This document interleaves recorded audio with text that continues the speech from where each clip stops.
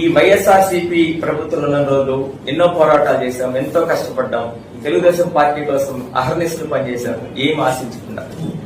కానీ విచిత్రం ఏంటంటే కొత్తగా మనం ఎన్నికైన తర్వాత నాయకులందరూ అటు నుంచి రావడం జరిగింది. ఎలక్షన్ ముందు, ఎలక్షన్స్ తర్వాత గౌరవాలు తగ్గాయి. బాగా కష్టపడిన వాళ్ళకి వాళ్ళు పిలవడం తగ్గించేశారు, వాళ్ళతో మాట్లాడడం తగ్గించేశారు, వాళ్ళ యొక్క ఉనికిని ఎక్కడ కూడా వాళ్ళు ప్రస్తావించకుండా మానేయడం జరిగింది.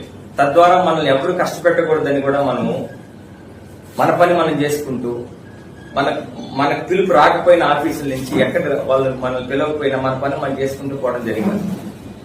అయితే ఎందుకంటే జరిగిందంటే అక్కడ వైసీపీ నుంచి తెలుగుదేశం పార్టీలోకి వచ్చిన కార్పొరేటర్ని వీళ్ళు తీసుకురావడం, వాళ్ళకి అత్యంత ప్రాధాన్యత ఇవ్వడం తప్పులేదు. ఎందుకంటే పార్టీ విధానాలలో వాళ్ళు తీసుకురావచ్చు, వాళ్ళకి ప్రయారిటీ ఇవ్వచ్చు, తప్పులేదు. అట్ ద సేమ్ టైం మనం కష్టపడిన తెలుగుదేశం పార్టీ కార్యకర్తలు విస్మరించి, మీకోసం కష్టపడి పనిచేసిన వాళ్ళని విస్మరించి, సరే విస్మరించారు, దాన్ని కూడా మేము వదిలేసి కమ్ముగైపోయాం. ఇప్పుడు కొత్తగా ఏం జరిగిందంటే అన్న, వాళ్ళు వైఎస్ఆర్సీపీలో నుంచి మీతో వచ్చిన వాళ్ళ మాటలు విని మా తెలుగుదేశం ఒరిజినల్ కార్యకర్తల మీద, నాయకుల మీద మీ దౌర్జన్యాలు ఎక్కువైపోయి, ఇది మీకు కరెక్టా అని అడుగుతున్నాను. డైరెక్టర్ శ్రీధరనే అడుగుతున్నాను, ఎమ్మెల్యే గారిని అడుగుతున్నాను. ఎందుకంటే మేమందరం మీ కష్టం కోసం పనిచేసిన వాళ్ళం.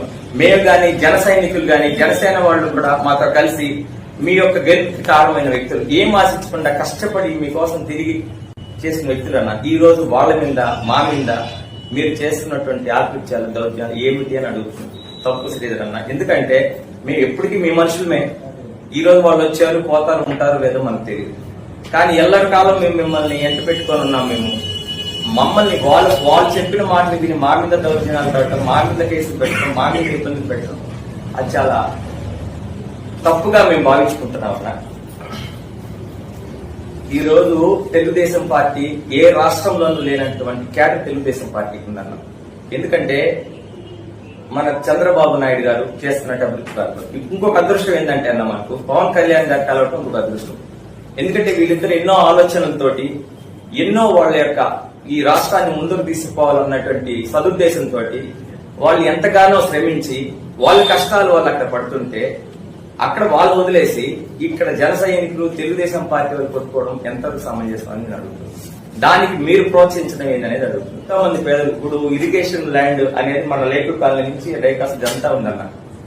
చాలా మంది పేదలు నా దగ్గర చాలా, మేము ఇన్ని సంవత్సరాల నుంచి ఉంటున్నాము, ఏదన్నా మీరు సహకరిస్తే ఆడొక చిన్న ఇల్లు వేసుకుంటాను, వేసుకోండి అయ్యా, అది ఇప్పటికైనా పోయే స్థలాలే, మీరు వేసుకునే పని తీసుకోండి అది ఎంతో కొన్ని వందల మంది వేసుకున్నారు. దాంట్లో మనతో బాగా కష్టపడినటువంటి వ్యక్తులు ఉన్నారు. వాళ్ళకి కూడా మనం సహకరించి వాళ్ళు మన పార్టీలో తినాలని సరే వేసుకోమని చెప్పాము. అయిపోయింది. ఎప్పుడు 2016.